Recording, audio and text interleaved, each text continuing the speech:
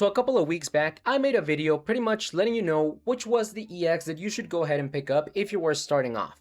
My personal recommendation was for you to get one copy of Athena, however an equally valid option is to go ahead and just farm up your Poseidon. I would now lean towards getting your Poseidon up as many stars as possible if you're starting off today. Why? Because Pompeii exists. If you're able to get Pompeii invested enough to where she can actually work as your secondary tank, I would much rather you invest into Pompeii than just getting one copy of Athena, now that we actually have more options in the game. And in case you're still on the fence of if you should even use Poseidon, will she get power crept, will she become absolutely useless after the new EXs pop out? Well, if we reference the wiki, which is a combination of a lot of different resources, link in the description, Poseidon is still categorized as a double S tier character.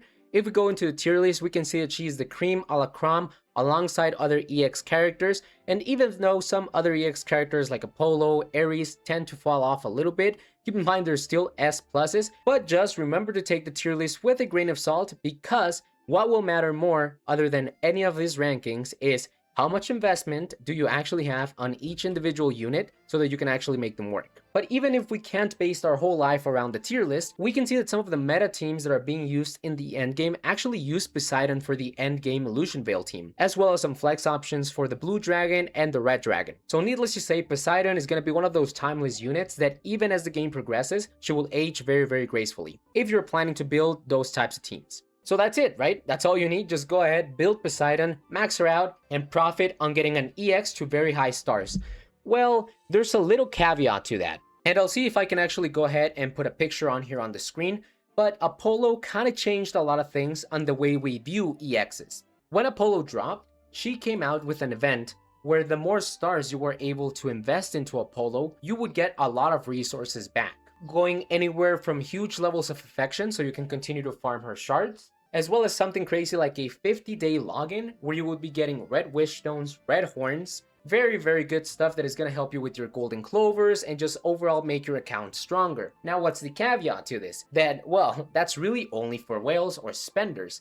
However, I do believe that for us people that are not spending any more money in the game moving forward, that we start to be really smart to take advantage of events like that, even though we're not going to be spending any money. Now keep in mind, everything is going to have a pro and a con. If you decide to invest all of your mythical tickets into your Poseidon, you will get a much stronger Poseidon, much faster, we'll be able to clear further into the game, we'll be able to rank higher in PvP, and overall just get better rewards right now. Like right now, right this instant. However, if Poseidon is really not your cup of tea, or you've already seen a little bit into the future and you know of a certain EX that would really complete a team that you want to build in the future, and you want to hold off for that unit, I would say it's absolutely in your best interest to not look at Athena, to not look at Poseidon, and at least guarantee that you could get that EX character to 3 purple stars, since that's where you get really good rewards on this event. Now, some disclaimers. Number 1, that EX unit that you really want, well, we don't really know when she's gonna come out. She can come out the next banner, she could come out 6 months from now. And if you're just there holding on EX tickets, you'll probably just get bored of the game and quit. And remember, EX units do not accept slimes.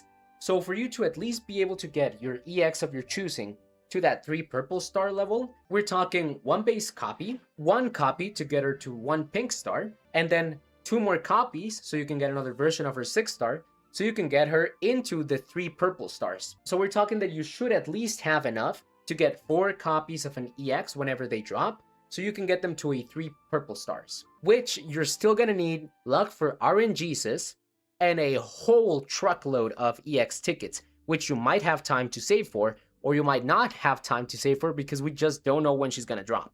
Whatever decision you do end up making, I do believe that you will have to commit to one of the 2 camps. Either 1, go all out on Poseidon, she is a future-proof unit and she will be extremely good moving forward, or starve right now, and then when that EX character that you want finally shows up, you will be able to fully invest into them and have a very, very strong unit alongside some additional rewards. However, we just don't know when that's going to happen.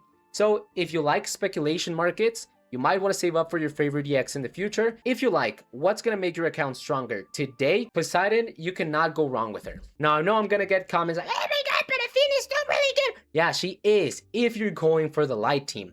In my last video, I mentioned that even if you didn't go for the light team, Athena was still a humongous pickup because she's an excellent low investment tank carry as your second team. And that's why I mentioned that now, since Pompeii is out, you might as well go ahead and invest a couple of stars into Pompeii and not touch your mythical tickets if you were thinking of getting Athena and you're not going for the light team.